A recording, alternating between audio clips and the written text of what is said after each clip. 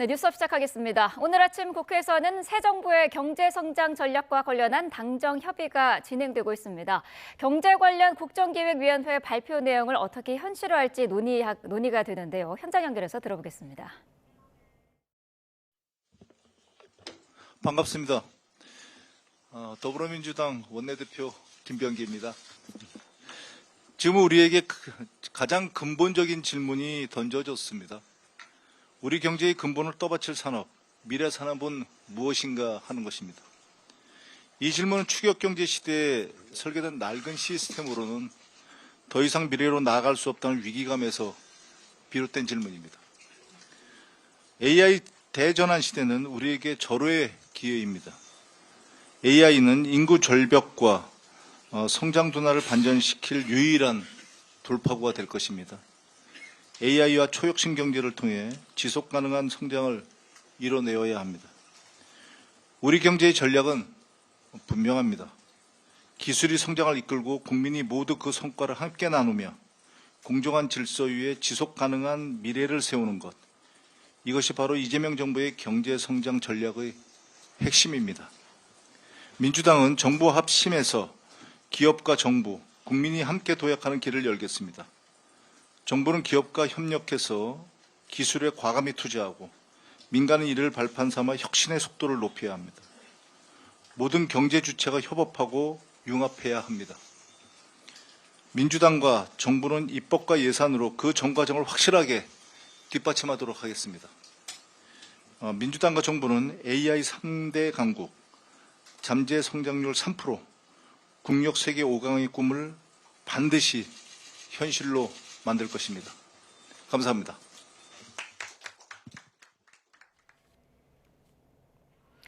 다음 소식입니다. 한일 한미 정상회담을 앞둔 이재명 대통령이 순방에 동행하는 경제계 인사들과 간담회를 열었습니다. 이 대통령은 기업들의 대미 투자 계획 등을 듣고 위기를 기회로 만들자고 강조했습니다. 홍민기 기자입니다. 이재명 대통령이 일본, 미국 순방에 동행하는 국내 주요 기업인들과 간담회를 열었습니다. 한국경제인연합회, 대한상공회의소 등 경제단체와 삼성, LG 등 그룹 총수들이 한자리에 모였습니다. 반도체, 조선 등 지난달 한미 관세 협상에서 중요하게 다뤄진 분야의 대표 기업인들도 참석했습니다. 미국과 정상회담에서 관세 세부 협상을 앞둔 정부가 기업들의 대미 투자와 구매 계획을 듣고 협상 전략을 세우기 위해 자리를 만든 겁니다. 우리 정부는 미국과 3,500억 달러 규모의 대미 투자 펀드 조성에 합의했지만 구체적인 투자 계획은 아직 마련되지 않은 상황입니다. 이 대통령은 간담회에서 수출 여건 변화로 정부와 기업이 모두 어려움을 겪고 있지만 함께 힘을 모아 위기를 기회로 만들자고 강조했습니다. 이번 미국 방문에 동행하는 기업인들이 현장에서 실질적인 성과를 많이 만들어 달라 당부했습니다. 기업인들은 이번 정상회담이 성공적으로 이뤄져 기업과 나라의 이익이 모두 지켜지길 바란다며 현실적인 조언을 제시한 것으로 알려졌습니다. 관세 협상을 이끌었던 마스가 프로젝트, 즉 한미-조선 협력에 대해선 협상 마무리 단계에서도 여전히 중요하다는 데에 정부와 기업이 공감대를 이룬 것으로 전해졌습니다. 대미 투자와 별개로 국내 일자리 창출이나 우리 미래 산업을 키우기 위한 제안도 언급됐습니다. 취임 후 주요 기업인들과 여러 차례 만나며 국내외 경제 현안 파악에 주력해온 이 대통령. 이번 관세 협상 마무리 국면에서도 정부의 협상 전략을 공유하며 끝까지 원팀 정신을 당부할 것으로 보입니다. YTN 홍민기입니다. 강훈식 대통령실 비서실장이 기자간담회를 열고 주요 국정 현안에 대한 생각을 밝혔습니다. 검찰개혁은 이재명 정부의 숙명이라면서 한 번 하면 제대로 해야 한다고 강조했습니다. 강진원 기자가 보도합니다. 대통령실 3실장 중에서도 이른바 왕실장으로 불리는 강훈식 비서실장이 여러 현안에 대한 대통령실의 입장을 설명하기 위해 기자들 앞에 앉았습니다. 강 실장은 우선 검찰개혁은 이재명 정부의 숙명과 같은 업무라고 못 박았습니다. 정치검찰로 인해 가장 피해를 많이 본 대통령의 개혁이라며 땜질식으로 여러 번 할 수 있는 게 아닌 만큼 신중하고 꼼꼼하게 제대로 해야 한다고 강조했습니다. 노동조합 및 노동관계조정법 개정안, 이른바 노란봉투법 추진에도 힘을 실었습니다. 아직 가보진 못했지만 산업 현장 격차를 해소하기 위해 가야 할 길이라며 재계의 어려운 점을 들어서 알지만 늦춰야만 답이 있다고 생각하지 않는다고 목소리를 높였습니다. 주식 양도소득세 대주주 기준을 현행 50억 원에서 10억 원으로 강화하는 내용의 세제 개편안을 둘러싼 당정 간의 일부 불협화음에 대해서도 생각을 밝혔습니다. 대통령실이 누구의 편을 들긴 어렵다는 취지로 설명하며 시간을 갖고 판단하겠다고 말했습니다. 부동산 정책에 대해선 시장이 예민하게 반응해 조심스럽다며 말을 아끼면서도 조만간 공급 계획은 발표할 거라고 언급했습니다. 경기 살리기 대책과 관련해선 빚을 낼 수밖에 없다는 건 알지만 2차 추경은 전혀 논의하지 않고 있다며 경계하면서 조심스럽게 접근하고 있다고 어려움을 토로했습니다. 강 실장은 미국발 관세 문제에 대해선 급한 불은 껐지만 세부적으로 조율해야 할 과제가 아직도 많다고 했고 남북 관계는 어떻게 될지 모르지만 북한과 잘 지내려 하는 마음이라고 밝혔습니다. 주요 인사 과정에서 특정 비서관 등이 영향력을 행사하는 것 아니냐 논란과 관련해선 측근이나 실세 인사는 없다고 잘라 말했습니다. 강 실장은 최근 일부 여론조사에서 대통령 지지율이 하락세를 보인 데 대해선 분발해야겠다고 다잡는 계기로 삼고 있다며 더 잘할 방법을 고민하겠다고 강조했습니다. YTN 강준원입니다. 더불어민주당은 최근 일부 여론조사에서 지지율이 하락했지만 8월 임시국회에서 쟁점 법안을 처리하며 개혁 입법의 속도전에 나선다는 계획입니다. 또 내란 프레임을 보수 진영 전체로 확대하며 지지율 하락 위기를 벗어나려는 움직임도 감지됩니다. 황보혜경 기자입니다. 주한 미국 상공회의소가 더불어민주당 원내 지도부를 찾아 국회 통과가 임박한 노동조합법 2, 3조 개정안에 대한 우려를 전달했습니다. 이른바 노란봉투법은 교섭 대상 사용자 범위를 넓히고 파업으로 인한 기업의 손해배상 청구를 제한하는 내용을 담고 있습니다. That the passage of the Yellow Envelope Act in the National Assembly could affect Korea's reputation as a regional hub for multinational companies. 앞서 경제 6단체가 법 시행 1년 유예를 요청한 데 이어 이틀 연속 재개의 우려가 나왔지만 민주당은 강행 처리 방침을 굽히지 않았습니다. 민주당은 21일 본회의에서 MBC법과 추미애 법사위원장 임명 표결을 먼저 진행하고 이후 EBS법과 노란봉투법, 상법 개정안을 차례로 처리할 예정입니다. 최근 일부 여론조사에서 민주당 지지율이 하락했지만 공언한 개혁 과제를 흔들림 없이 추진하겠다는 입장을 분명히 한 겁니다. 민주당 핵심 관계자는 YTN과의 통화에서 우리가 할 일은 국민에게 약속했던 일을 또박또박 해나가며 점수를 따나가는 것이라고 강조했습니다. 또 수백 개 법을 고쳐서라도 완전한 내란 종식을 이루겠다며 국민의힘과 보수 진영 전체를 정조준했습니다. 민주당은 한덕수, 이상민을 비롯한 내란 공범 전원을 끝까지 추적해서 법과 역사 앞에 반드시 세울 것입니다. 민주당은 김형석 독립기념관장 역사관 논란을 거듭 비판하며 대통령과 공공기관장의 임기를 일치시키는 공공기관 운영법 개정안 처리도 예고했습니다. 민주당이 내란 프레임을 계속 강조하는 건 지지층 결집과 지지율 관리를 위함이란 해석이 나옵니다. 민주당은 쟁점 법안 처리를 서둘러 마무리한 뒤 9월 정기국회에서 검찰, 언론, 사법 등 3대 개혁을 속도감 있게 추진하겠다는 의지를 재차 강조하고 있습니다. YTN 황보혜경입니다. 더불어민주당은 이재명 대통령이 쟁점 법안의 공론화 과정을 거칠 것을 주문한 것과 관련해 대통령의 메시지가 속도 조절을 하라는 것은 아니라고 강조했습니다. 문진석 원내수석 부대표는 어제 국회에서 기자들과 만나 당정대가 신호가 안 맞는 것처럼 몰아가는 경향이 있는데 그렇게 해석하지 않는다며 이같이 말했습니다. 그러면서 이 대통령은 입법 조치를 했을 때 부작용이 없어야 한다, 신중해야 한다고 말한 것이라며 여당이 부작용 최소화를 고려하면서 입법을 논의하길 바란다는 취지라고 설명했습니다. 네, 광복절 특사로 사면된 조국 전 조국혁신당 대표가 복당을 신청했죠. 조국혁신당의 윤재관 수석대변인은 중앙당 당원 자격 심사위원회 심사와 내일 최고위원회 의결을 거쳐 복당 절차가 마무리될 거라고 밝혔습니다. 조 전 대표는 오는 24일에는 조국혁신당 창당을 선언했던 부산 민주공원을 찾은 뒤 경남 양산 평산마을을 방문해 문재인 전 대통령을 예방할 계획입니다. 국민의힘 전당대회 당대표 경선에서 이른바 탄핵 찬성파 후보 사이 단일화가 무산됐습니다. 본경선 투표 전 마지막 TV 토론회에서도 이른바 탄핵 당론을 놓고 공방이 벌어졌습니다. 박희재 기자입니다. 국민의힘 전당대회 선거인단 투표를 하루 앞두고 탄핵 반대파 김문수, 장동혁 후보를 견제하기 위한 탄핵 찬성파 안철수, 조경태 후보의 단일화가 무산됐습니다. 조 후보는 혁신연대를 기치로 단일화를 요구해왔지만 안 후보가 거부했다며 당원 지지를 호소했고 안 후보 측도 단일화는 없을 거라면서 선을 그었습니다. 특검 수사 대응, 인적 쇄신 수위에 대한 입장차가 단일화의 무산 요인으로 꼽힙니다. 이로써 후보 4명이 모두 본선 대결을 벌이게 된 건데 3차 TV 토론회에서는 탄핵 당론을 놓고 치열한 공방이 오갔습니다. 장동혁 후보는 윤핵인을 비롯한 강성 지지층과 함께하는 단일 대우 필요성을 강조했고 탄핵 반대 입장에 대해서는 확고합니다. 당대표가 된다면 저는 출마 선언에도 밝혔지만 일하지 않는 분들은 배지를 떼야 된다고 생각합니다. 김문수 후보는 특검 수사로 인권 침해를 본 사례를 조사하겠다며 별도 기구 구성을 제안했습니다. 인권 침해에 대한 진상조사위원회를 저는 당대표가 되면 즉시 구성을 해서 윤석열 대통령에 대한 인권 침해가 뭐가 있었는지.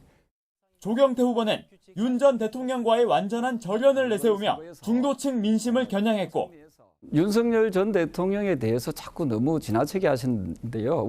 우리나라는 민주주의 국가지 윤주주의 국가가 아니지 않습니까?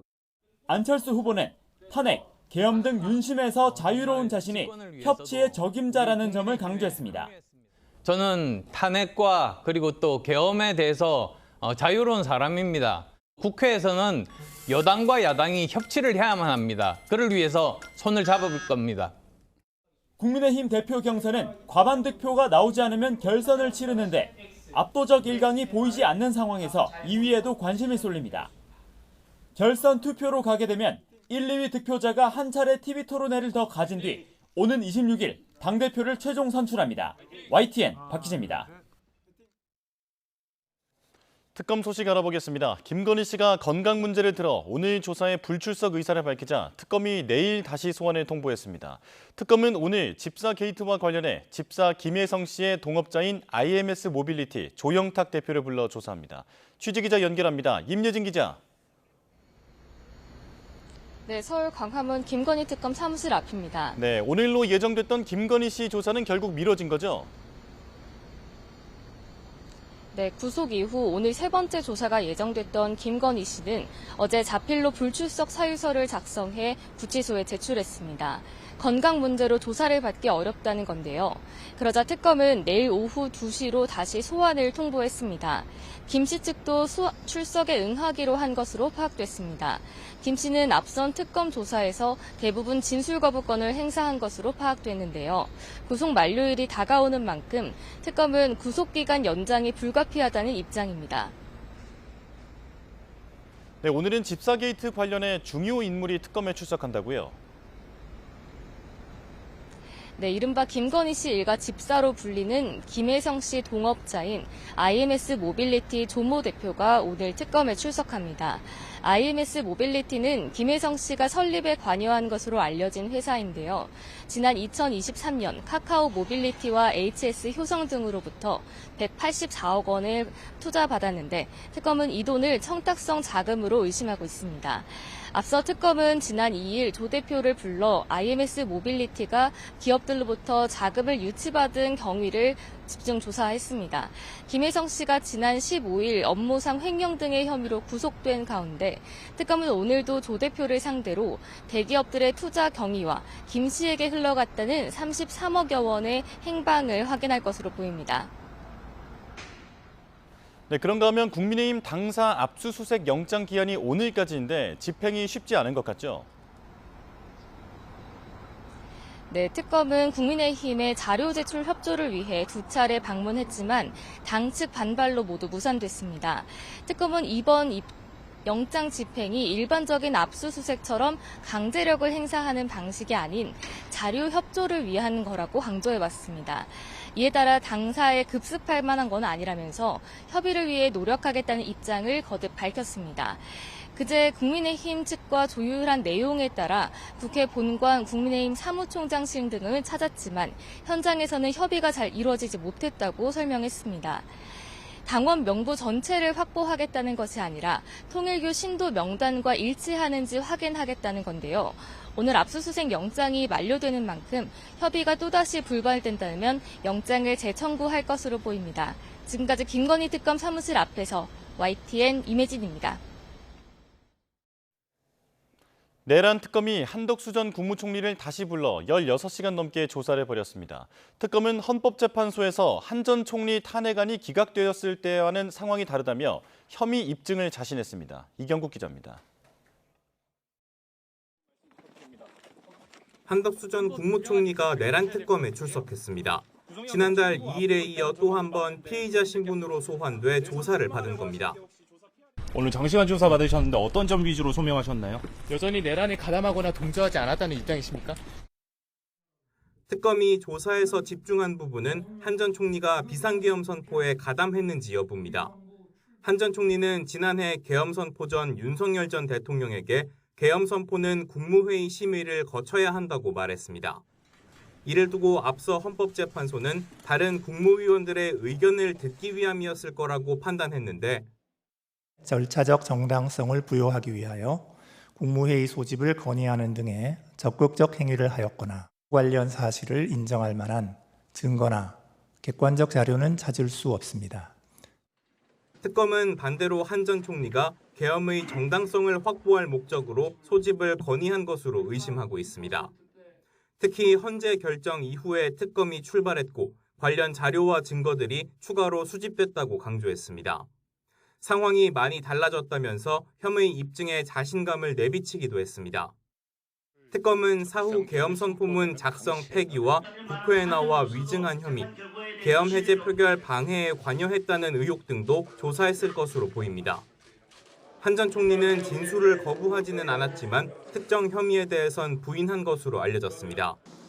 특검은 혐의의 중대성, 일부 혐의를 부인한 점 등을 고려해 구속영장을 청구하는 방안을 적극 검토할 전망입니다. YTN 이경국입니다.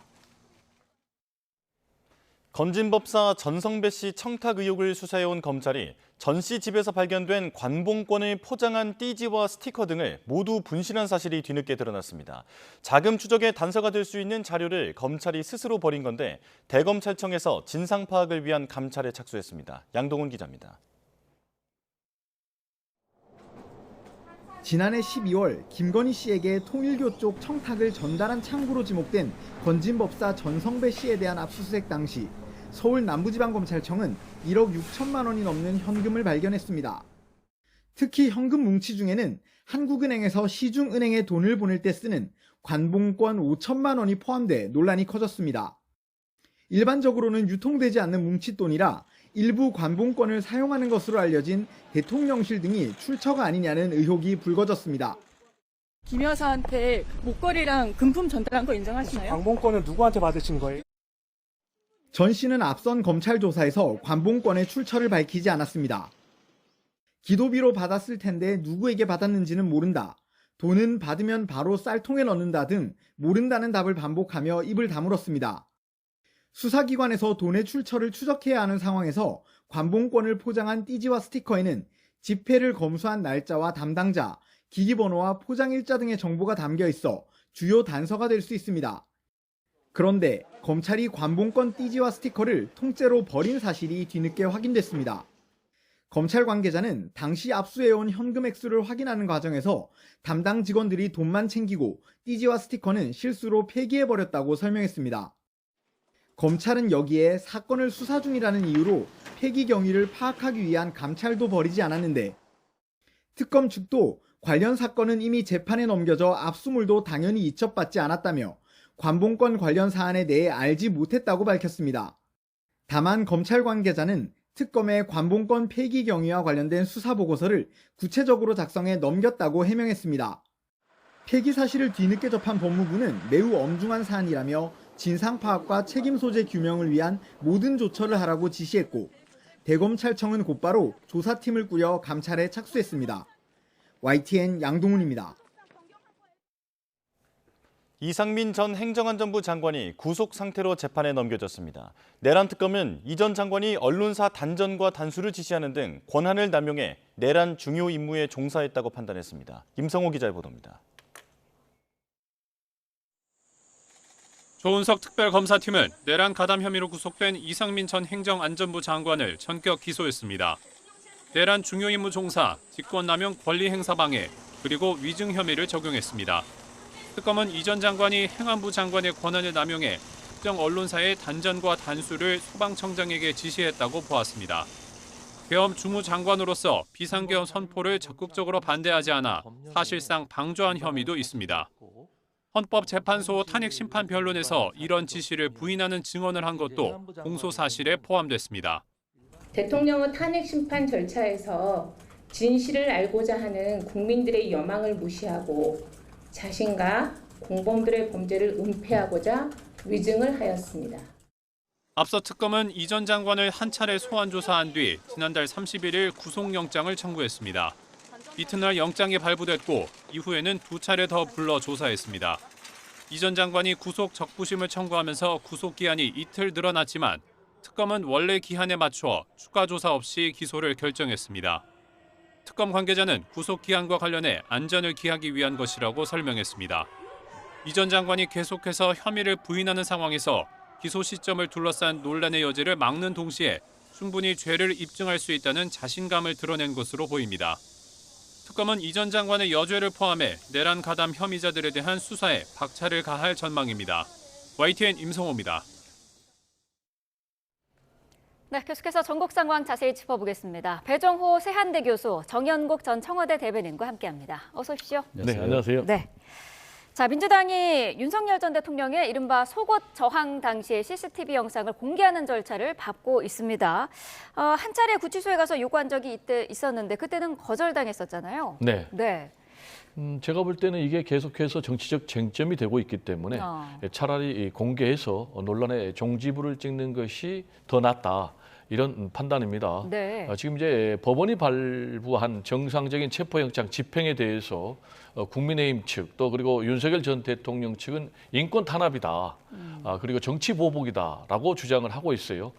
그렇기 때문에 당시에 이 장면을 CCTV로 다 이제 바디캠으로 촬영한 게 있다고 그러니까 네. 그렇다면 차제에 이 동영상을 공개해서 국민들이 판단하게 하자라는 이제 그런 의견을 민주당 법사위원들이 하고 있는 것 같아요. 네. 저도 개인적으로는 국민들의 알 권리 차원에서 진실을 국민들이 알게 하는 것이 더 바람직한 것이 아닌가 이렇게 생각이 되고 이것과 관련해서 이제 두 가지 의견이 부딪히고 있는 것 같아요. 네. 하나는 뭐 개인의 프라이버시라는 그런 주장, 또 하나는 아니다 국민의 알 권리다라는 이제 그런 두 가지 가치와 판단이 충돌하고 있는데 전직 대통령 같은 경우 다 포털라인에 세웠지 않습니까? 네. 국민의 알 권리가 더 중요하다. 개인의 프라이버시보다는 역시 이제 그런 차원에서 윤석열 전 대통령 그리고 김건희 씨 모두 포털라인에 세워졌는데 지금 특히 이제 정치적으로 쟁점이 되고 있기 때문에 네. 더더욱 국민들 주권자 아니겠습니까?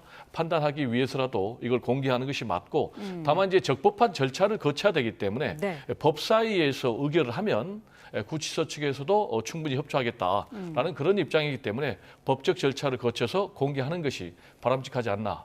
개인적으로 생각을 합니다. 네, 당시의 상황을 국회에서 확인하는 거랑 국민들에게 공개하는 거랑은 좀 차이가 있는데요. 들으신 것처럼 민주당 입장은 이제 국민의 알 권리 차원이다라는 건데 어떤 의견이실까요? 글쎄요, 그게 무슨 국민의 알 권리와 관계가 있는지는 모르겠습니다. 그게 누구한테 도움이 되겠습니까? 그게 뭐 우리가 예상해 볼 수 있는 그림 아니겠습니까? 뻔한 그림인데 뭐 집행 과정을 공개한다 하더라도 당연히 그 전체적인 영상들이 아마 전체적으로 막 국민들에게 공개가 될 수밖에 없는 그런 상황일 텐데 네. 예상되는 그림 아니겠습니까? 그런데 이거를 뭐 국익에 도움이 되겠습니까? 누구한테 도움이 되겠습니까? 이거는 제가 보기에는 뭐 아무리 그 윤 전 대통령이 밉다 하더라도 이것을 공개를 한다는 부분은 정말 그건 인권 차원에서도 바람직하지 않다. 이것은 뭐 만약에 공개가 됐을 때 외국에서 어떻게 보겠습니까? 이 국격이 얼마나 또 훼손되겠습니까? 그런 의미에서 봤을 때 죄는 밉다 하더라도 사람 위협하지 마라 한 거 아니겠습니까? 그렇기 때문에 좀 더 신중하게 검토를 해야 된다고 보여집니다. 네, 민주당에서는 다음 주면은 공개가 가능하다라는 입장인데요. 다음 주도 가능할까요? 일단 뭐 법적 절차에 따르면은요. 특히 법사위 같은 경우 총 18명인데 네. 민주당 소속이 11명이니까 과반 의석은 이제 충분히 확보하고 있고 네. 말씀드린 대로 의결을 하면 구치소 측에서도 협조하겠다. 라는 이제 그런 입장이기 때문에 의결만 이루어진다면은 공개는 전혀 문제가 없는 것 같고요. 네. 저는 이제 법의 엄정함을 좀 보여주기 위해서도 이 공개가 굉장히 중요하다라고 생각을 합니다. 그 이유는 지금 윤석열 전 대통령 같은 경우는 정상적인 법원이 체포한 영장에 대해서도 집행을 거부를 하고 있지 않습니까? 우리가 뭐 점잖게 속옷이라고 얘기하지만 좀 더 나쁘게 얘기하면 팬티 차림으로 지금 이렇게 저항을 하고 있어요. 국격을 스스로 훼손하고 있는 건데 이걸 공개하는 것이 국격을 훼손한다라는 논리에는 동의하기가 어렵고요. 그리고 잘 아시겠지만 지금 내란 재판과 관련해서 5회 연속 불출석을 하고 있습니다. 네. 이런 행동들이 의미하는 바는 뭐냐면은 자신이 여전히 법 위에 있다. 자신은 뭐 법의 바깥에 있다라는 그런 착각을 하고 있는 것이 아닌가 생각이 되고요. 이런 잘못된 법에 대한 인식이 저는 개인적으로 12.3 비상계엄 내란으로 이어졌다라고 판단하기 때문에 이런 것들이 계속해서 용인이 되면 어떻게 되겠습니까?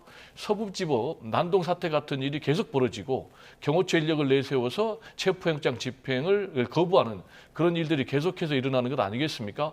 따라서 저는 법의 엄정한 뭘 보여줘야 된다. 그래서 법의 권위를 바로 세워야 된다. 만약에 법의 권위가 제대로 세워지지 않는 그런 나라, 그런 사회 어떻게 유지가 되겠습니까? 그러면 힘이 지배하는 그런 야만의 나라, 야만의 그런 사회로 될 수밖에 없기 때문에 저는 좀 법의 엄정함을 보여줘야 된다라는 그런 입장입니다. 네, 수사와 관련된 이야기를 한 가지 더 짚어보자면 김건희 특검팀 같은 경우에는 국민의힘 당사에 대한 압수수색 그 시점 그리고 방식에 대해서 지금 고심을 하고 있어요. 지금 의원들이 비상조까지 짜서 현장에 대기를 하고 있는 상황이지 않습니까?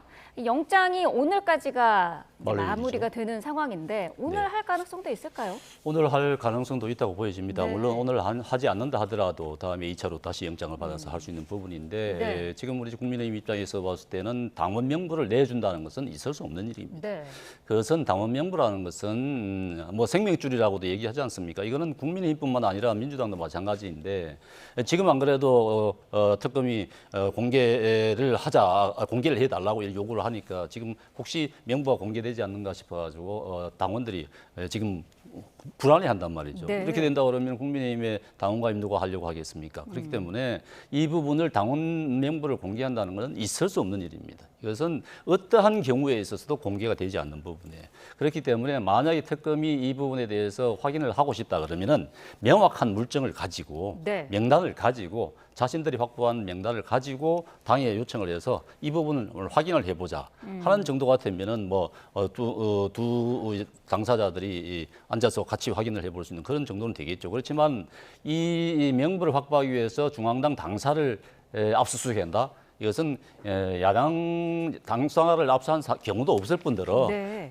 허용되지도 않을 뿐더러 그것을 가능한 부분도 아닙니다. 그렇기 때문에 이건 억지로 그렇게 할 수 있는 부분이 아니라고 생각이 됩니다. 네. 근데 특검은 지금 뭐 전체 당원의 명단을 보자는 건 아니다. 그런 입장이지 않습니까? 네, 그렇습니다. 얼마든지 서로 협의해서 진행할 수가 있고요. 네. 그리고 국민의힘에서 이 자료를 이미 제출하면은 강제적으로 압수수색을 들어갈 이유가 없는데 지금 이제 국민의힘에서 정당 활동의 자유라는 명분으로 지금 사실상 물리력을 내세워서 방어를 하고 있는 이런 상황인데 정당의 활동의 자유라는 것은 헌법 질서 그리고 법을 지키는 범위 내에서 이루어지는 것이지 불법까지 용인하는 것은 아니다라는 말씀 좀 드리고요. 지금 이제 특검이 이 부분에 대해서 압수수색에 들어간 이유는 정교 분리 원칙을 어기고 통일교 신도 수만 명을 입당을 시켜가지고 당권을 확보하겠다라는 구체적인 물증이 확보가 된 것 아니겠습니까? 그러니까 법원에서도 이 압수수색 영장을 발부를 한 것이고요.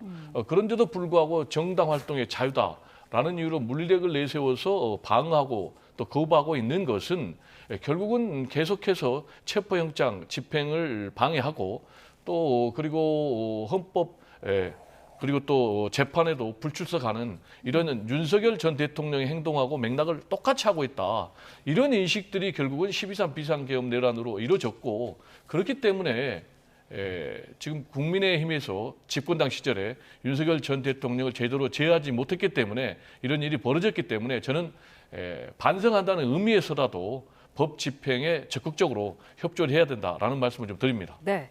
자, 이런 어수선한 분위기 속에서 국민의힘의 전당대회가 이틀 앞으로 다가왔습니다.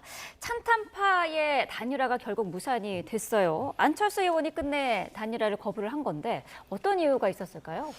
글쎄요, 안철수 의원 생각은 이제 4명이 경선을 하게 되는 거니까 자동적으로 단일화되는 그런 효과를 얻는 게 아니냐 이렇게 생각을 하신 것 같아요. 네. 그러니까 지금 찬탄파 완타파 2명 아니겠습니까? 그 둘 중에 한 명은 올라갈 것이다 이렇게 생각을 하신 것 같은데 네. 잘못 계산하신 것 같아요. 어허. 그러니까 오히려 지금 당의 당원들의 생각을 보면은 적극적으로 참여를 하는 당원들은 이른바 강성 지지층들이라고 할 수 있는 것 아니겠습니까? 네. 지금 전당대회에 대해서 관심이 굉장히 낮아요. 사실은 당 내에서도 당원들도 그렇습니다. 그렇기 때문에 투표에 적극적으로 참여하는 층은 이제 강성 당원들이라고 볼 수밖에 없는 거죠. 뭐 진보적이고 합리적이고 조금 중도적인 성향의 당원들은 지금 투표 참여하지 않으려고 하는 그런 생각까지도 갖고 있단 말이죠. 네. 투표율이 낮을 것 같아요. 투표율이 낮다 그러면은 아무래도 강성 지지층의 소구력에 부합하는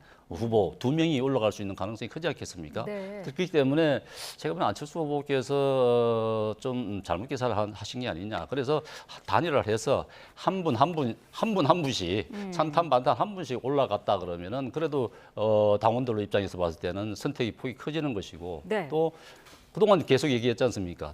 당의 노선을 명확하게 정할 부분이라 지금 당원들이 선택할 기회다 하고 그런 생각들이었는데 오히려 그런 부분에 그런 기회가 주어지지 않는 상황으로 갈 수도 있겠다 하는 생각이 듭니다. 네, 김앤장이라는 말도 있던데 반탄파인 김문수, 장동혁 후보가 결선 진출할 가능성이 더 높다라고 언급을 해주셨거든요. 어떻게 예상하시나요? 네, 저도 개인적으로 최근에 진행되는 양태를 보면 네.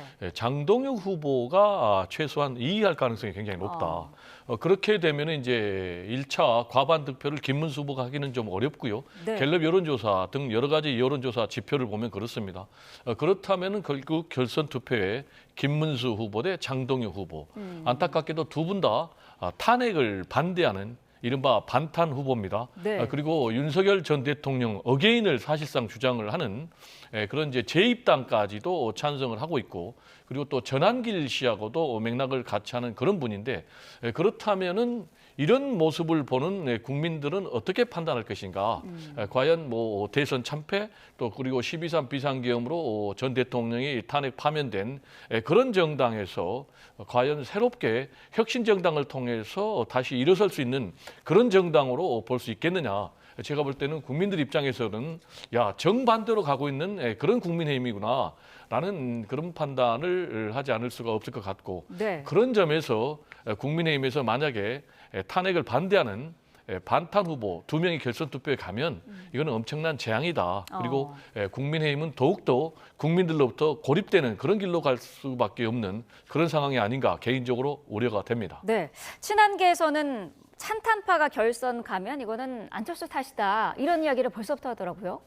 아무래도 뭐 그런 얘기들이 나올 수는 있겠는데 그렇다고 해가지고 안철수 후보에게 모든 책임을 다 넘길 수는 없을 것 같고 네. 어제 토론회도 봤습니다만은 사실 참 진전되는 모습이 안 보여서 어느 찬탄파든지 반탄파든지 간에 똑같은 말의 되풀이 아니겠습니까? 좀 뭐 어제 토론회에서 정말 국민의힘이 어떤 쇄신책을 국민들에게 제시할지 자 그러면은 명태균 사건으로 인해 가지고 공천의 불투명한 불신이 더 강화된 것 아니겠습니까? 그렇다 그러면은 어떻게 공천의 투명성을 강화할 것인지, 시스템은 어떻게 보완할 것인지, 또 그렇다 그러면은 지금 특검이 지금 공격의 화살을 갖다가 전방위적으로 펼치는데 이걸 어떻게 막아낼 것인지 구체적인 방법이 뭔지 좀 구체적으로 논의를 했다 그러면은 그래도 국민들이 조금 관심을 더 가졌을 것 같은데 전혀 네. 그런 것 없이 계속 같은 말만 하는 거예요. 그러니까 계엄에 반대하느냐 아니냐,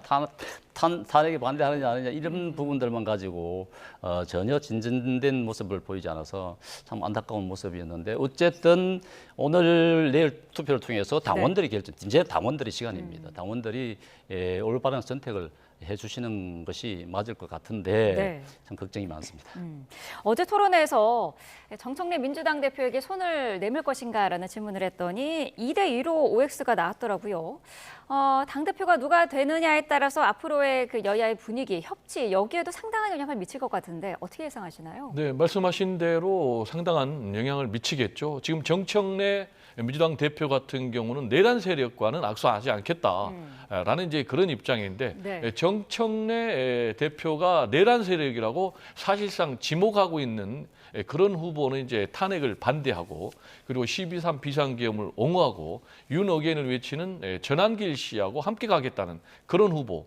구체적으로 얘기하면은 뭐 김문수 그리고 또 장동혁 두 후보인데 안타깝게도 이전에 얘기했지만은 김문수, 장동혁 두 후보 중에 한 사람이 국민의힘의 당권을 거머쥘 가능성이 굉장히 높거든요. 그렇다면은 정청래 당대표 입장에서는 나는 내란 세력들과 악수하지 않겠다라는 그런 입장을 강화될 수밖에 없는 그런 환경이 펼쳐지거든요. 안타깝게도 또 장동혁, 김문수 두 사람 다 민주당과 협치하지 않겠다라는 이제 그런 입장을 내놨지 않습니까? 그래서 국민의 한 사람으로서 저뿐만이 아니고 많은 국민들이 굉장히 걱정할 거예요. 네. 윤석열 전 대통령 시절에도 정치가 완전히 실종이 되면서 민생과 경제가 사실상 동반 실종이 됐는데 그러면은 우리 정치는 언제 복원이 되느냐, 언제 정상화되느냐라는 이제 그런 우려를 하는데 참으로 안타깝습니다. 더구나 문제가 12.3 비상계엄 내란에 대해서 인정하느냐, 인정하지 않느냐. 사과하느냐 사과하지 않느냐라는 문제를 가지고 정치권에서 이렇게 논란을 계속하고 있기 때문에 앞으로 뭐 찬탄파가 아닌 반탄파가 당권을 잡더라도 네. 이런 문제에 대해서는 좀 확실하게 선을 그어야 되는데 반대의 길로 가고 있기 때문에 앞으로 강대강 정치가 교착되고 또 충돌할 가능성은 더 지금 짙어만 가는 상황이 아닌가 우려가 됩니다. 네, 말씀하신 것처럼 여야 지도부 간에 악수도 하지 않는 모습 그리고 또 서로 외면하는 모습까지 연이어서 공개가 되고 있는 그런 상황인데요. 관련된 영상을 좀 준비를 해봤습니다. 보고 말씀 나눠보도록 하겠습니다.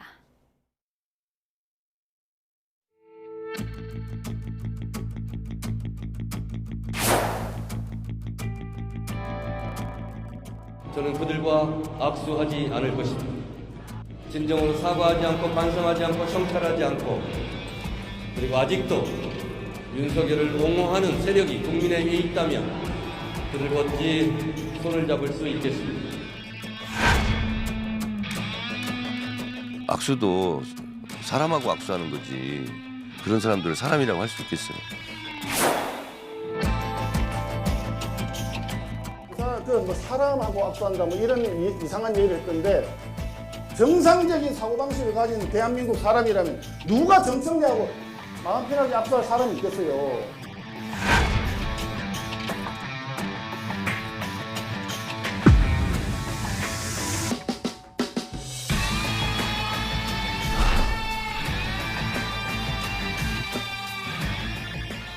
나란히 앉은 여야 수장은 마치 상대방이 없는 듯 앞만 바라봤습니다. 한평생 화합을 강조한 고인의 철학이 무색한 장면이었습니다.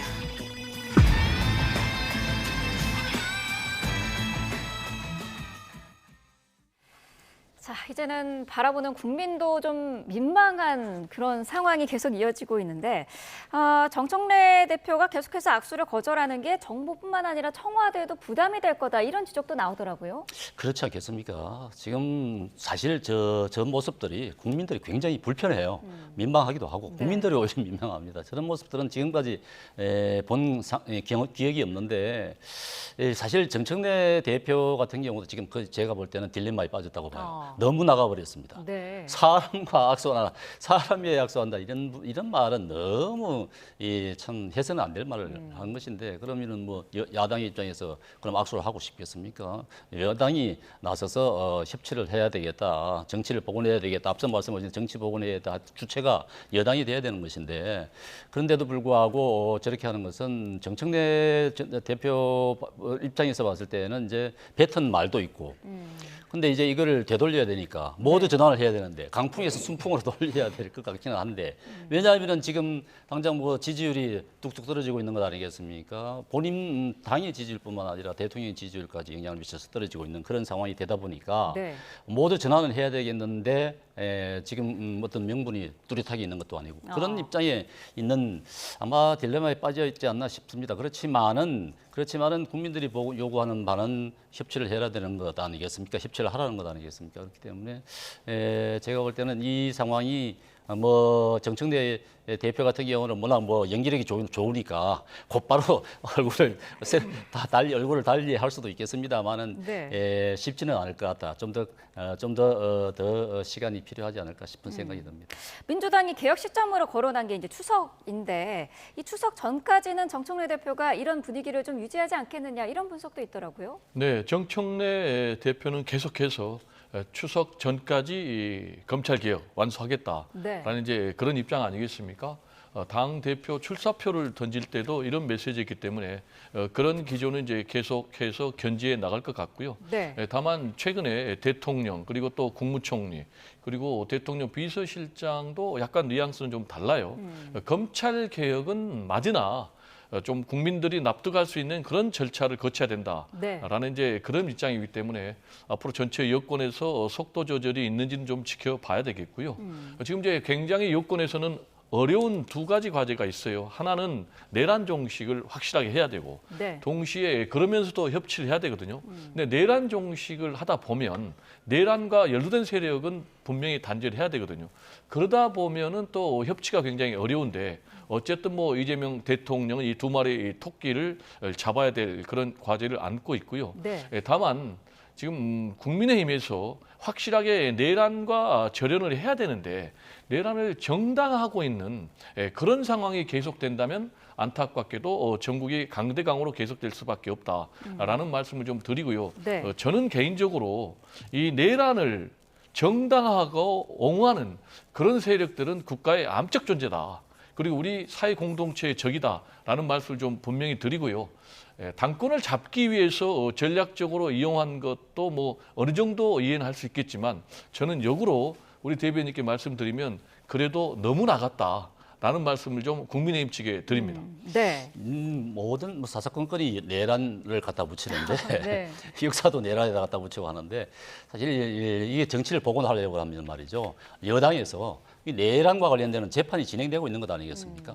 판사에게 맡겨놓으면 되는 것입니다. 판사의 이 부분은 맡기는 것이고, 정치는 정치대로 하면 되는 것이에요. 그런데 모든 걸 갖다가 정치에다가 내란을 다 갖다 붙이면은 이게 진전이 있겠습니까? 발전이 있을 수가 없어요. 해결이 안 돼요. 근데 이제 재판부에다가 내란 여부에 대해서는 재판부에 맡겨서 판결이 되면은 내란이 명확하다 그러면은 뭐 그만큼의 죄를 가하면 되는 것이고 하기 때문에, 이걸 정치에다 가져다가 와서 계속 이렇게 반복적으로 내란 정당을 프레임화해서 그게 가두려고 한다 그러면 이게 발전이 있을 수가 없어요. 진전이 안 됩니다. 그렇기 때문에 여당도 생각을 좀 달리 할 부분이 있다 생각이 됩니다. 제가 짧게 첨언하면요. 네. 사법 절차에 맡기자라는 말씀에 100% 동의를 합니다. 그러니까 특검 수사에 협조를 해야 되는 거죠. 재판에 협조해야 되는 거죠. 근데 지금 특검 수사에 협조를 안 하지 않습니까? 재판에도 불출석하고 있지 않습니까? 그런 상황에서 지금 민주당 측에서 법대로 하자, 사법 절차 지켜라 라는 요구는 오히려 더 설득력이 있는 것 같고, 만약에 정권 교체가 안 됐다면은 어떻게 윤석열, 김건희와 관련된 비리들이 지금 드러날 수 있겠습니까? 그리고 특검이 없었다면은 어떻게 이상민 전 행안부 장관이 구속이 될 수가 있겠습니까? 그리고 제가 볼 때는요, 한덕수 전 국무총리도 거의 구속 기소가 될 가능성이 높은데, 이런 부분과 관련해서 말씀드린 대로 100% 사법 절차대로 해야 된다. 라는 그런 부분에 공감을 합니다. 그러니까 말이에요. 특검에 맡겨두면 돼요. 왜 민주당이 계속 개입을 합니까? 특검에 맡겨도 협조를 안 하잖아요. 수사를 하게끔 됩니다. 그 수사를 잘하고 못하고도 특검의 책임이에요. 특검이 해야 될 영역입니다. 그건 정치가 개입할 부분이 아니에요. 그러니까 네. 특검에 맡겨두라는 얘기입니다. 알겠습니다. 자, 조국 전 대표 이야기도 잠시 좀 짚어봐야 될 것 같은데 지금 정치적 몸집을 키워나가려는 시동을 적극적으로 걸고 있거든요. 이번 주말에는 문재인 전 대통령을 예방을 하고요. 24일에는 부산을 방문한다는 얘기도 있고요.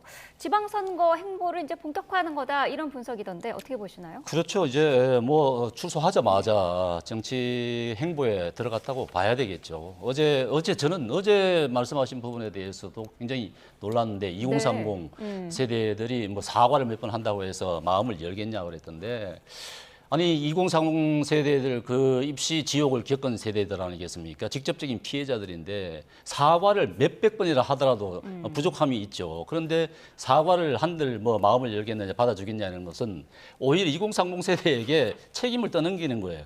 그러니까 사과를 하더라도 받아줄 자세가 안 돼 있어서 사과를 못 하겠다. 이런 의미를 담고 있는 것도 아니겠습니까? 이거는 해서는 안 될 말씀을 하신 거고 이런 생각을 가지고 정치를 하신다. 그러면은 우리는 뭐 자기를 싫어하는 사람에 대해서는 뭐 싫어하는 대로 분석을 해보고 거기에 따라 행동하면 된다 이렇게 말씀을 하시는데 전혀 책임감이 없는 그런 말씀을 하시는 거예요. 자기가 지은 죄가 있잖아요.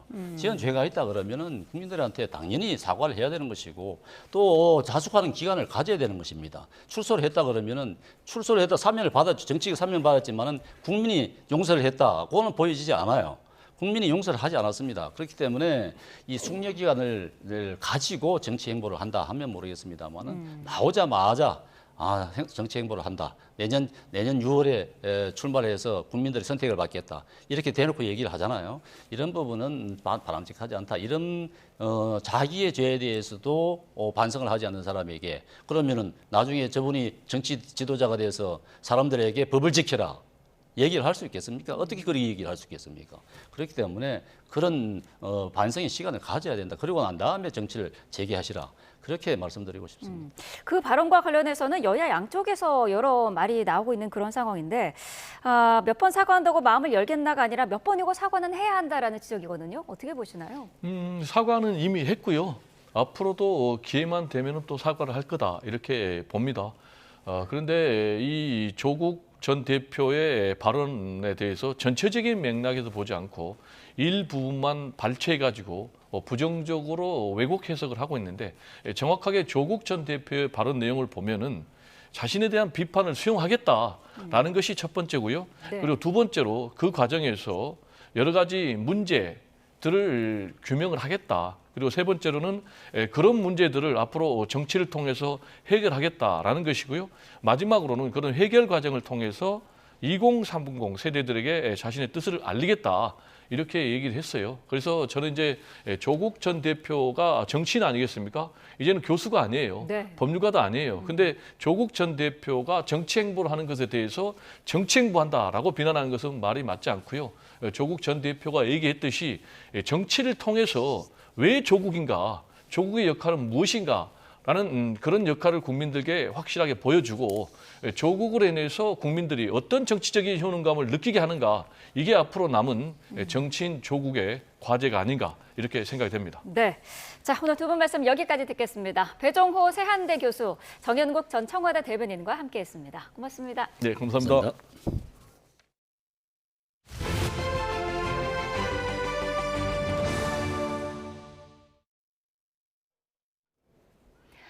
네, 김여정 북한 노동당 부부장이 이재명 대통령의 실명을 거론하면서 한국은 북한의 외교 상대가 될 수 없다고 비난했습니다.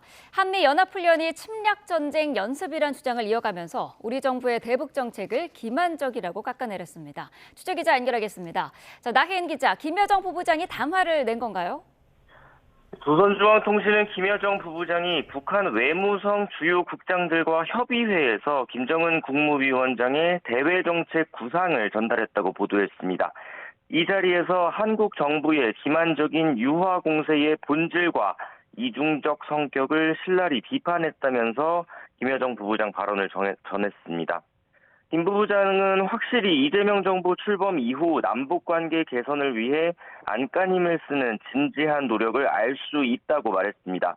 하지만 그 구상을 평가한다면 한마디 한마디 조항조항이 망상이고 개꿈이라고 주장했습니다.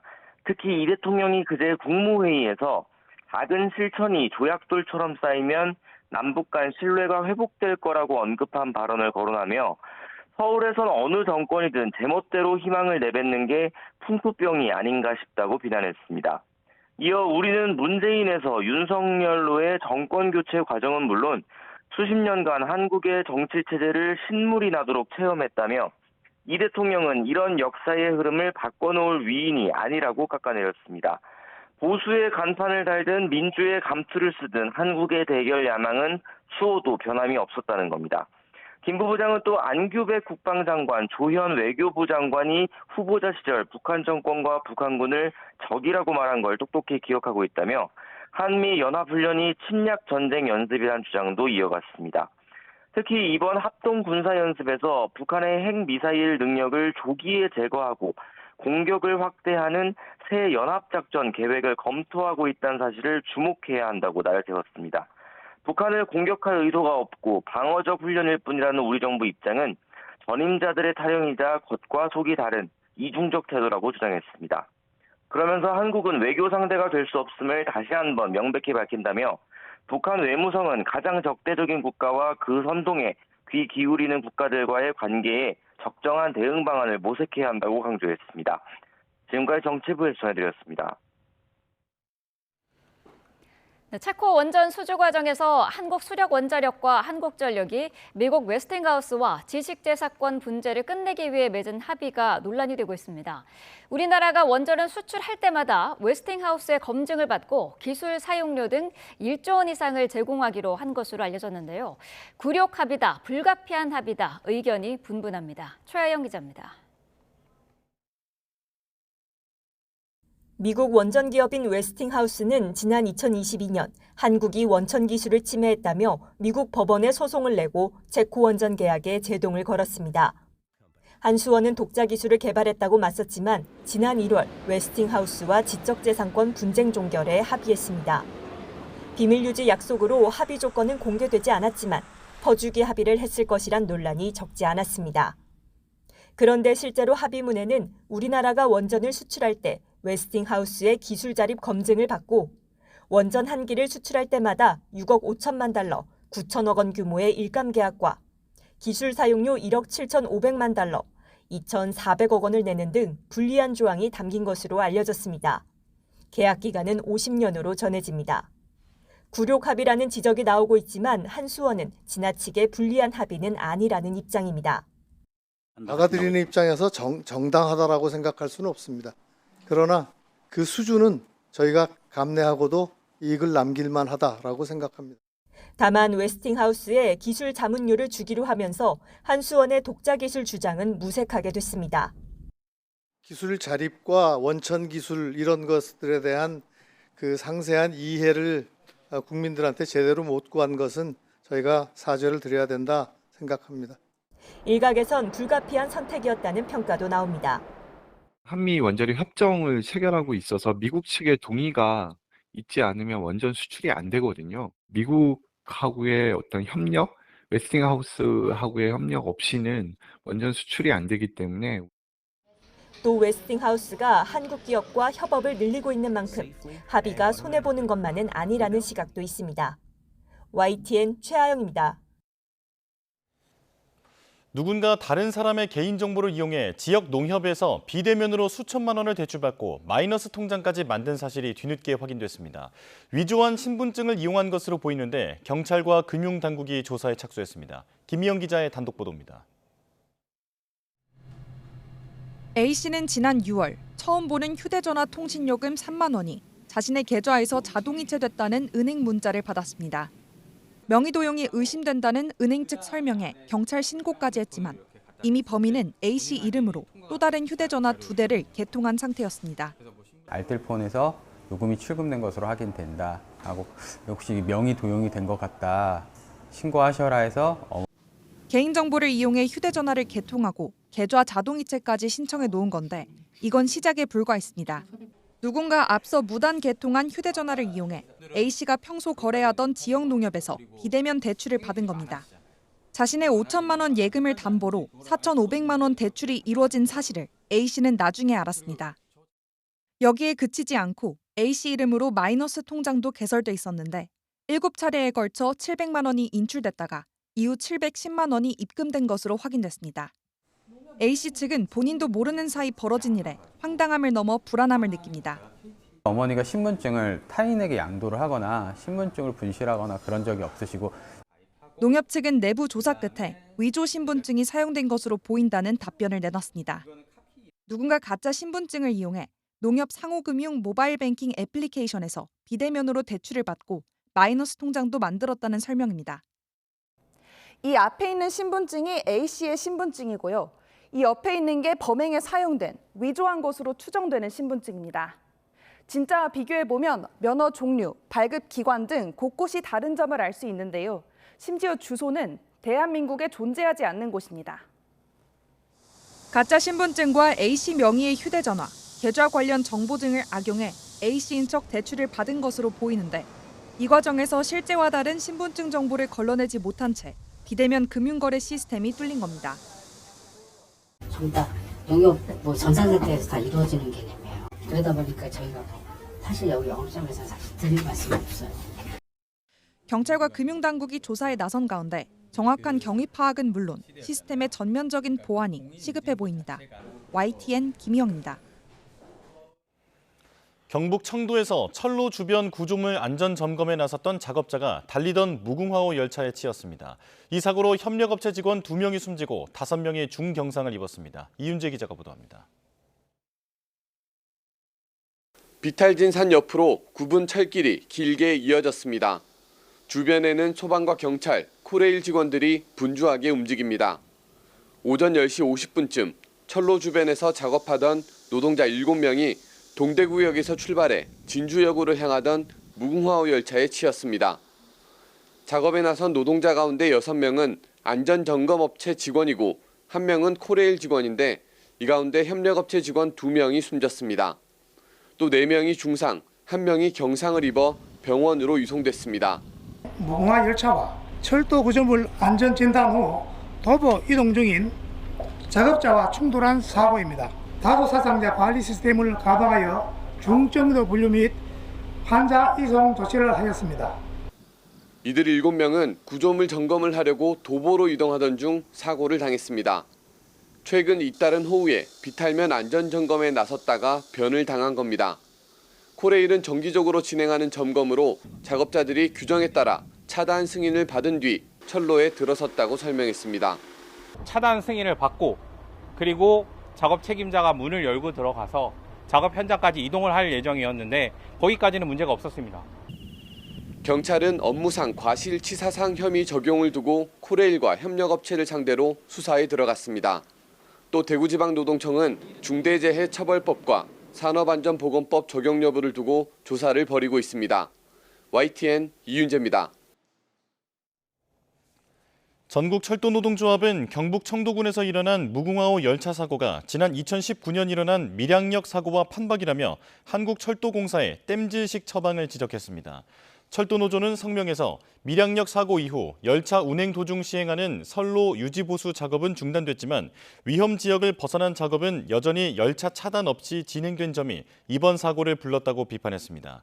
이어 운행 선로 열차를 차단하더라도 인접 철로에 여전히 열차가 다니는 상황이라며 지난해 구로역 사고도 인접 철로 운행 열차와 충돌해 산재가 발생한 대표적 사례라고 덧붙였습니다. 미국 정부가 경영난을 겪는 미 반도체 기업 인텔의 지분 10%를 취득하는 방안을 추진하고 있습니다. 반도체법에 따른 보조금을 활용하겠다는 건데 경영권 행사는 없을 거라고 밝혔습니다. 워싱턴에서 신윤정 특파원이 보도합니다. 하워드 러트닉 미국 상무장관은 반도체법에 따른 보조금을 활용해 미 반도체 업체 인텔의 지분을 확보하려 한다고 밝혔습니다. CNBC와의 인터뷰에서 왜 1,000억 달러 가치 기업에 보조금을 줘야 하느냐며 트럼프 대통령의 답변은 보조금에 대한 지분을 확보해야 한다는 것이라고 말했습니다. 현재 시가총액 기준으로 인텔이 연방정부로부터 보조금 109억 달러를 모두 받게 될 경우 연방정부가 취득하는 지분은 약 10%에 이릅니다. 그러면 미 정부가 인텔의 최대 주주가 되는데 러트닉 장관은 정부가 경영권 행사를 하지 않을 것이라고 선을 그었습니다. 백악관은 10% 정부 지분 참여 방안을 상무부에서 작업 중이며 세부 사항을 조율하고 있다고 확인했습니다. 그러면서 국가 안보와 경제 안보에 중요한 반도체 산업을 다시 미국으로 가져와야 한다고 강조했습니다. Both from a national security and economic perspective, and it's a creative idea that has never been done before to ensure that we're both reshoring these critical supply chains. 인텔을 단순 보조금을 받는 기업이 아닌 국가 전략적 자산으로 간주하며 자국 중심의 반도체 생태계를 강화하려는 의도로 해석됩니다. 인텔 주가는 전날 일본 투자기업 소프트뱅크의 2조 8천억 원 투자 발표까지 겹쳐지며 경영 정상화에 대한 기대감에 장중 7% 넘게 급등하기도 했습니다.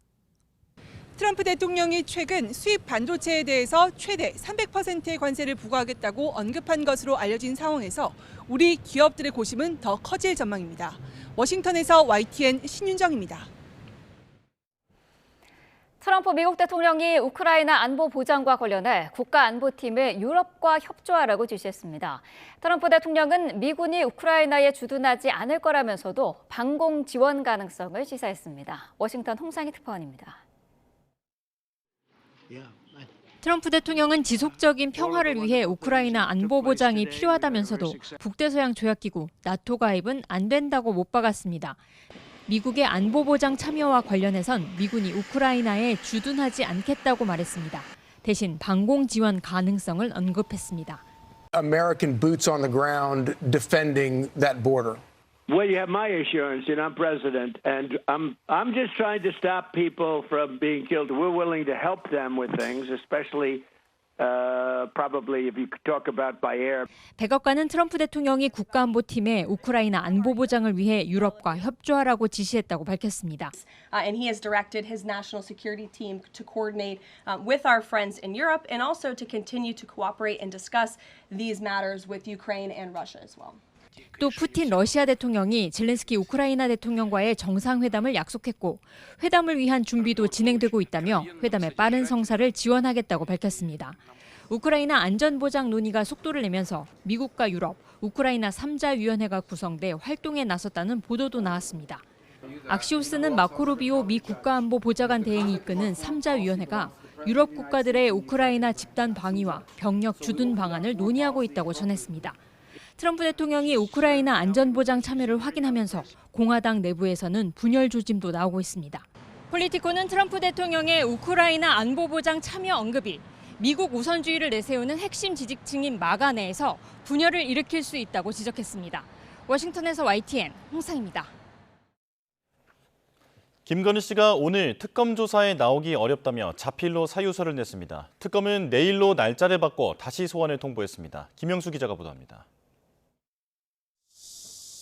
김건희 씨의 구속 뒤 세 번째 조사는 일단 연기됐습니다. 김 씨가 건강이 매우 좋지 않아서 특검 조사를 받기 어렵다는 취지의 자필 사유서를 제출했습니다. 김 씨는 특검이 출범하기 직전 우울증 증세 등으로 입원 치료를 받았고 특검 조사를 받고 구속된 이후로도 음식을 제대로 삼키기 어려운 상태로 전해졌습니다. 이에 따라 특검은 오는 21일로 날짜를 다시 지정해 조사받으라고 통보했습니다. 김 씨 측은 이번에는 출석하겠다는 입장인 걸로 파악됐습니다. 이와 함께 특검은 김 씨의 건강상 이유로 조사가 충분히 이루어지지 않고 있다면서 구속기간 연장이 불가피하다고 밝혔습니다. 특검은 이번 달 말까지 김 씨 신병을 확보한 상태에서 조사를 이어갈 걸로 보이는데 유의미한 진술이 나올지는 미지수입니다.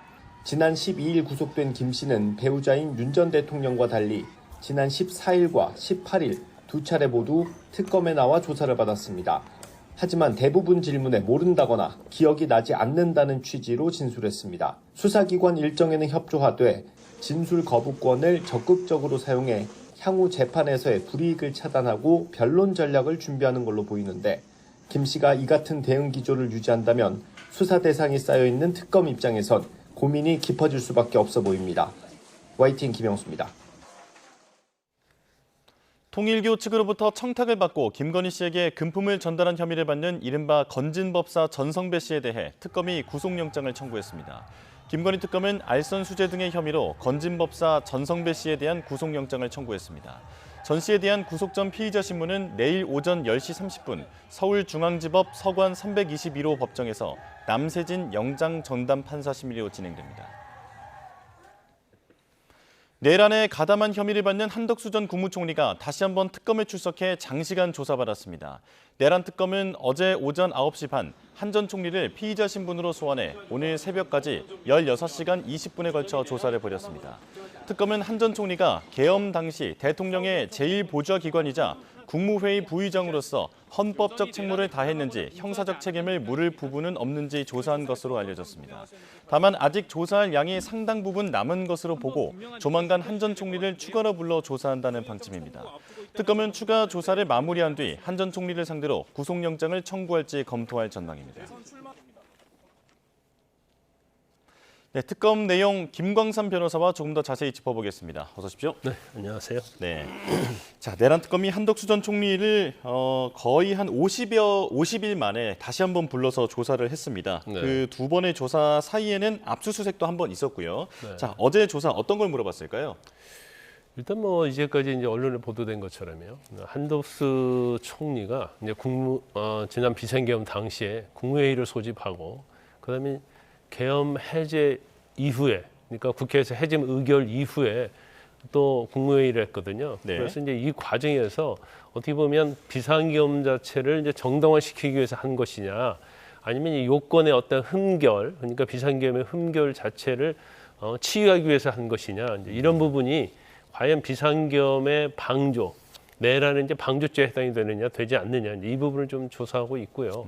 그다음에 또 탄핵 심판에 나와서 증언했었는데 네. 그때 사실 그 이후에 대통령실 집무실에서 확보한 CCTV 내용과 좀 다른 부분이 있었어요. 그리고 탄핵 이후에 이제 계엄 선포 문건과 관련해서 그 이후에 이제 사후에 작성이 됐는데 거기에 서명을 했다가 나중에 이제 폐기하라 이렇게 지시를 했기 때문에 이 모든 것 자체를 과연 계엄과 관련해서 어떤 적극적으로 도움을 줬느냐, 아니면 소극적으로 도움을 줬느냐, 아니면 단순히 국무총리로서 국무회의 소집을 하는 데 있어서 역할이 무엇이었느냐, 이제 그런 부분들이 내란에 대한 방조와 관련이 있다고 한다면 이걸 굉장히 이제 특검에서 심각하게 보고 영장을 청구할 가능성이 크고요.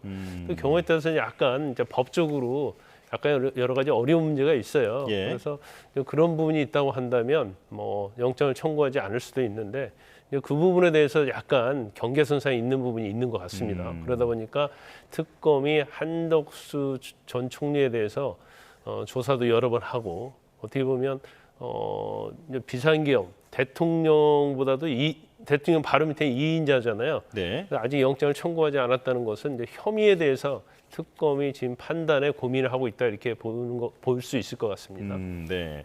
자 특검은 헌재에서 한 전 총리에 대한 탄핵안이 기각됐을 때와는 상황이 다르다라고 이야기를 했는데 당시 김형두 헌법재판관은 적극적 행위를 한 증거는 찾을 수 없다라고 밝혔었거든요. 그렇다면 특검은 이 내란 관련해서 적극적 행위를 한 전 총리가 했다라고 하는 부분을 찾아냈다는 얘기일까요? 찾아내고 있는 중이다 이렇게 볼 수 있을 것 같아요. 지난번 이제 탄핵 때는 사실은 한덕수 전 총리에 대한 수사가 그렇게 많이 이루어지지 않았죠. 예. 그리고 본인은 탄핵 심판정에 나와서 자기는 뭐 비상계엄을 이제 반대했다. 그러면 구체적으로 또 얘기를 했어요. 근데 그 이후에 대통령 집무실 CCTV에 의하면 그렇지 않는 반대되는 그러한 행동들이 나오고 있거든요. 예. 예를 들어서 비상계엄 선포문과 관련해서도 본인은 뭐 양복 뒷주머니에 있는 걸 나중에 알았다 했는데 CCTV 보면 그걸 들고 있는 장면, 그리고 다른 국무위원들 책상에 있는 것까지 모아서 가지고 가는 장면이랄지, 또 이상민 장관하고 또 대화하는 장면이랄지, 이제 이런 여러 가지를 보면 실질적으로 그 탄핵 심판에서 기각이 됐지만 그 이후에 이제 추가된 특검에서 이제 확보된 게 상당히 많이 있다. 이렇게 이제 특검은 얘기를 하고 있어요. 그래서 추가 확보된 증거에 의하면 탄핵의 기각 당시 전과 후가 다르다는 거죠. 그래서 이 증거에 의해서 상당히 비상계엄에 동조했다고 특검은 이제 의심을 하고 있는 겁니다. 예. 자, 사실 그 국무회의 말씀을 해주셨는데 그 부분에 대해서 한 전 총리는 일관성 있게 계엄 선포 전에 국무위원들을 모으자고, 그러니까 국무회의를 건의했던 것은 국무위원들과 모여서 윤 전 대통령을 말리기 위해서였다라고 주장을 하고 있었지만 지금 특검은 사실 이 위법성에 대해서 정당성을 부여하기 위해서 국무회의를 소집했다라고 보고 있는 거잖아요. 이건 이제 보는 시각이 좀 다를 것 같아요. 보는 시각에 따라서. 그래서 비상계엄을 선포하는데 아마 그 당시에 윤 전 대통령이 국무회의 의결을 거쳐야 하는지 어쩌야 하는지 법률적 검토를 안 했던 것 같습니다. 아, 예. 그러니까 아니 국무회의 소집 절차에서 거쳐서 심의하지도 않고 비상계엄을 하면 유범입니다. 만약 이렇게 한덕수 총리가 건의를 했다고 하면 이게 과연 비상계엄의 정당성을 부여하기 위한 것이냐, 아니면 잘못된 부분이 있기 때문에 절차적 흥결이 있기 때문에 이걸 치유해야 한다. 이런 의도냐, 이런 걸 아마 특검에서는 어느 쪽으로 부작위냐 자규냐, 그러니까 고의적으로 한 것이냐 아니냐, 또 그걸 방지해야 할 의무, 어떤 비상계엄을 하지 못하도록 해야 할 총리에게 의무가 있는데 그걸 하지 않은 것이 아니냐, 이 사이에서 이제 고민을 하고 있는 것 같아요. 그래서 지금 한덕수 전 총리는 계속적으로 비상계엄을 막기 위해서 소집을 한 것이고, 또 국무회의 심의 과정에서도 이제 반대했다 이런 얘기를 하고 있거든요. 그래서 이거 자체를 정당화시키기 위해서 한 것이냐, 아니면 비상계엄 자체 선포가 국무회의를 거치지 않은 흔결이 있기 때문에 이걸 지적한 것이냐, 이런 부분에 따라서 또 어떻게 보면 내란 방조가 될 수 있고, 아니면 총리로서 어떤 해야 할 그런 의무를 했다 이렇게 볼 수도 있는 여지가 있는 거죠. 예, 그러니까 국무회의를 거쳐야 한다라고 만약에 조언했던 부분이 그러니까 계엄의 위법성을, 정당성을 이제 부여하기 위한 행위였는지를 해석하는데도 좀 이견이 있을 수 있다. 그렇죠. 네, 이렇게 말씀을 해주셨습니다. 자, 그리고 지금 속보가 들어왔는데요. 김건희 특검이 알려온 내용입니다. 김건희 씨에 대한 구속 기간이 어제 법원에 의해서 8월 31일까지로 연장 결정되었음을 알린다라고 밝혀왔습니다. 자, 김건희 씨에 대한 구속 기간이 곧 만료를 앞두고 있었는데 이번에 법원에 요청을 해서 구속 기간을 연장한 것으로 지금 김건희 특검이 알려오고 있습니다. 이 부분도 들어오는 대로 다시 알려드리도록 하겠습니다.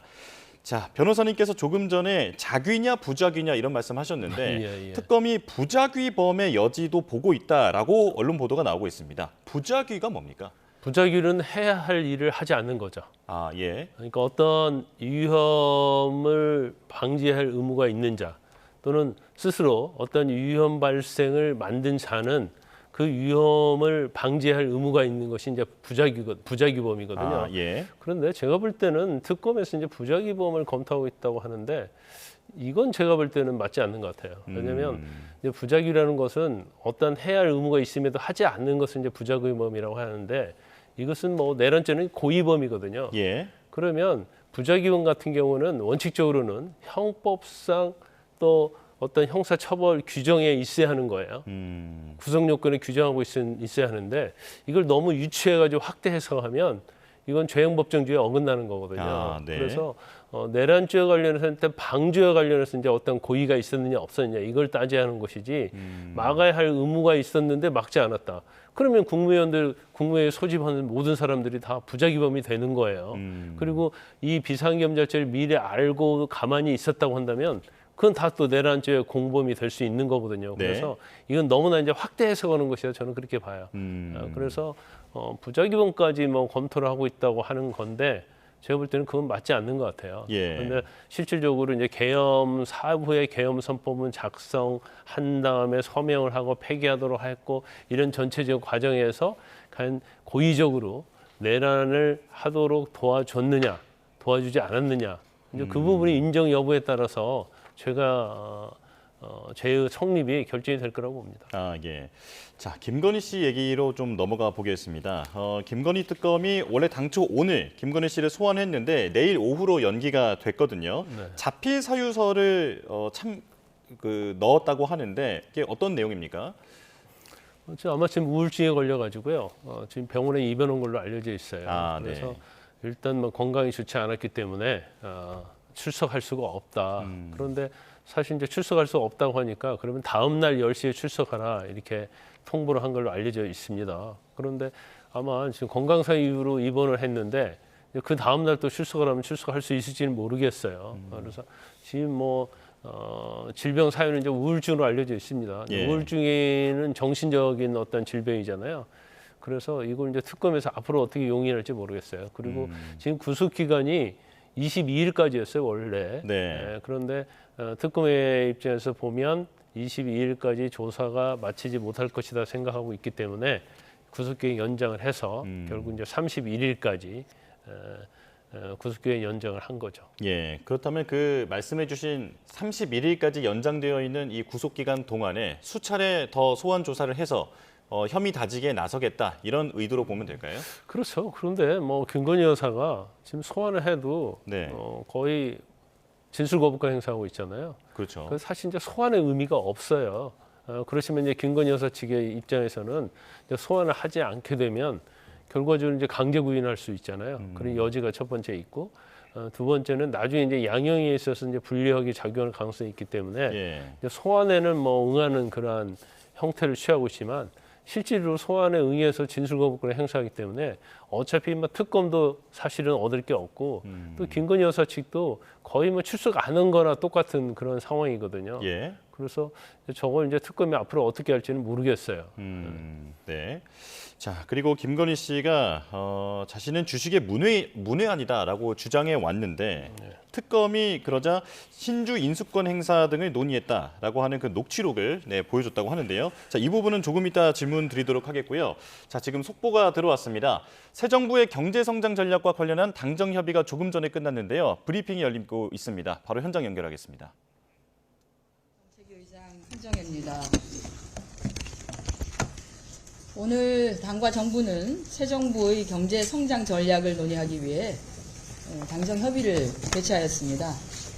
당정은 최근 우리 경제가 보호무역 등 대외 여건이 녹록지 않은 가운데 잠재 성장률이 빠르게 하락하는 엄중한 상황이라는 데 인식을 같이 했습니다. 이에 당은 당면한 어려움 극복과 경제 재도약을 위한 구체적인 성장 전략 마련을 정부에 요청했고요. 이에 정부는 새 정부의 경제 성장 전략을 기술 선도 성장, 모두의 성장, 공정한 성장, 지속 성장 기반 강화 등 4대 정책 방향하에 마련하기로 하였습니다. 첫 번째, 기술 선도 성장을 위해서는 기업, 공공, 국민 등 전 분야에서의 AI 대전환을 추진하고 공공 데이터 개방도 적극 추진하기로 하였으며 필요시 당에서도 공공 데이터 개방과 관련해서 입법을 통해서 적극 뒷받침할 계획입니다. 또한 첨단 신산업 분야에서 핵심 프로젝트를 선정하여 재정, 세제, 금융, 인력 등을 패키지로 지원하기로 했습니다. 둘째, 모든 국민이 성장의 기회와 과실에 참여하는 모두의 성장을 적극 추진하기로 했습니다. 지역 균형 선장을 위해서 K지역관광 토탈 패키지를 통해서 지역 관광을 활성화하고 지역 균형 발전 특별회계 규모를 10조 원 이상으로 확대하며 기존 사업별 보조를 포괄 보조로 전환해 지역 여건에 맞는 자율적인 투자를 유도하기로 했습니다. 민생경제 활력 제고를 위해서 당은 노란우산 공제 납입 한도 상향 등 소상공인 지원 확대, 1,000원의 아침밥 확대 등 취약계층 생활비 경감 등을 주문했고 정부는 이를 적극 검토하기로 하였습니다. 셋째, 공정한 성장을 위해서 당은 납품대금 연동제 대상 확대 등 불공정 거래 해소, 그리고 산업안전보건법 적용 범위 확대 등 산업재해 근절을 요청했고 정부도 이를 신속히 추진하기로 했습니다. 넷째, 지속성장 기반 강화를 위해서 당은 스튜어드십 코드 적용 대상 범위를 확대하여 기업 지배구조를 개선하고 생산적 금융을 촉진시킬 것을 주문했으며 정부는 이를 적극 추진하기로 했습니다.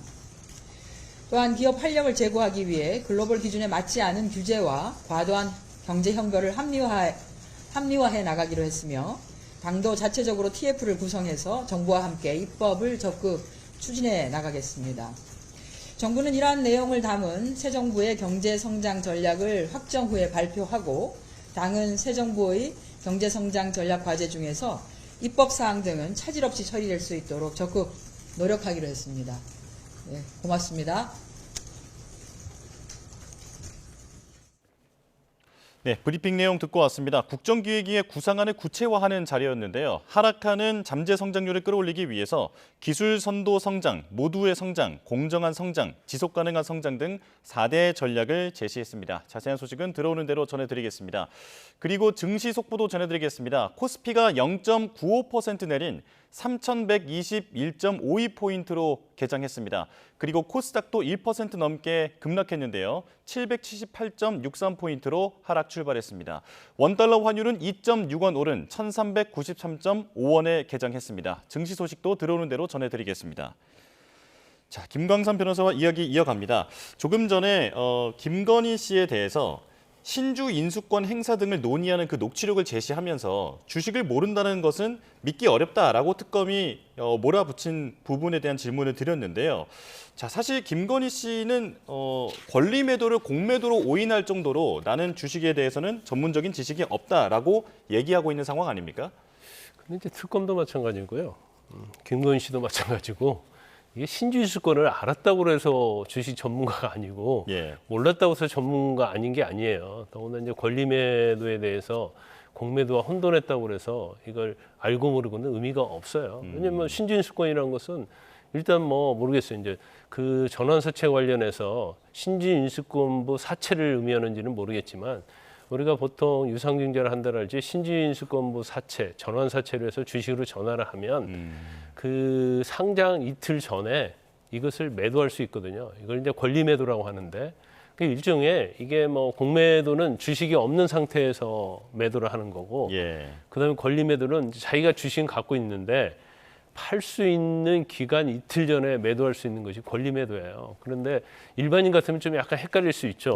왜냐하면 현재 상장 안 되는데 팔기 때문에 이게 공매도랑 똑같다고 개념을 갖고 있을 수도 있어요. 그래서 이거 알고 있느냐 모르고 있느냐에 따라 주식 전문가냐 아니냐 할 수 없는 거고 신주인수권이라는 것은 그냥 뭐 한 1, 2분 설명하면 누구나 알아들 수 있는 내용이거든요. 그렇기 때문에 뭐 특검도 신주인수권에서 알고 있었다. 그래도 전문가다 이렇게 얘기할 수 있는 건 아니고 중요한 것은 도이치모터스에 대한 주가 조작한 걸 알면서도 아무리 주식의 비전문가라 할지라도 나의 계좌를 맡기고 거기서 어떤 수익을 얻으려고 했다랄지 수익을 보장받았다랄지 아니면 손해가 됐을 때 얼마를 담보해주겠다고 했다랄지 그러면 주식에 가담한 게 되는 것이지 이게 뭐 권리매도 공매도 아니면 신주인수권부터 알고 모르냐에 따라서 이게 뭐 주가 조작에 가담했느냐 여부 이런 것들이 좌우하지는 않습니다. 자, 짧게 이거 하나만 여쭤보겠습니다. 지금 전성배 씨 자택에서 발견한 5천만 원 그 관봉권 검찰이 띠지와 스티커를 분실했다고 하는데 대검이 감찰에 나섰죠. 이게 어떻게 된 일일까요?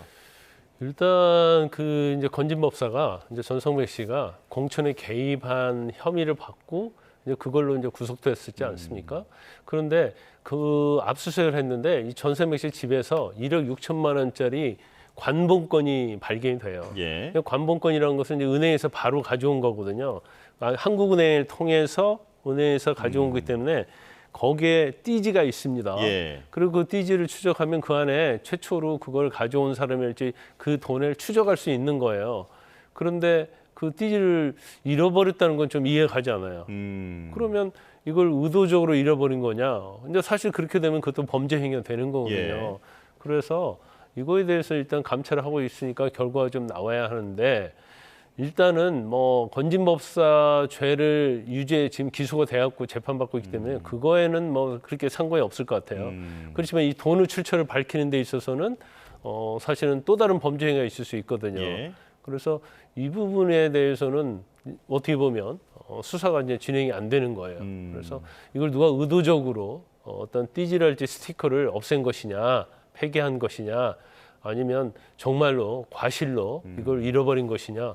그 부분은 제가 볼 때는 이제 철저히 조사를 해야 한다 이렇게 봅니다. 변호사님께서도 검사 출신이신데 잘 이해되지는 않는다. 규명이 필요하다 말씀을 해주셨습니다. 여기까지 듣겠습니다. 김광삼 변호사와 함께했습니다. 고맙습니다. 오늘도 무더위 속 소나기에 대비하셔야겠습니다. 서울 등 수도권은 아침부터 소나기가 지나며 공기가 무척 습해져 있는데요. 전국 대부분 지역에 폭염특보가 지속하는 가운데 오늘 서울 낮 기온은 31도, 체감온도는 34도까지 크게 오르겠고요. 폭염 경보 지역인 삼척은 36도, 광주는 35도까지 크게 치솟겠습니다. 오늘도 대기가 불안정한 지역에서는 불시에 요란한 소나기가 쏟아질 수 있겠습니다. 예상되는 소나기의 양은 서울 등 전국 대부분 지역에 5에서 40mm 정도가 되겠습니다. 지난 밤 사이 대도시와 해안가 곳곳에서 열대야나 초열대야 수준의 더위가 나타난 데 이어 한낮에는 대구 34도, 강릉 35도, 포항 36도까지 올라 고온이 계속되겠습니다. 내일도 곳곳에 비나 소나기 소식이 들어있고요. 절기 처서인 주말 이후로도 밤낮 없는 무더위는 계속될 전망입니다. 연일 폭염이 길게 이어지면서 온열 질환 위험이 계속되고 있습니다. 막바지 여름철 건강관리 잘해주시기 바랍니다. 지금까지 YTN 원희다입니다. 네, 뉴스업실 수사 마칩니다. 내일 다시 뵙겠습니다. 고맙습니다.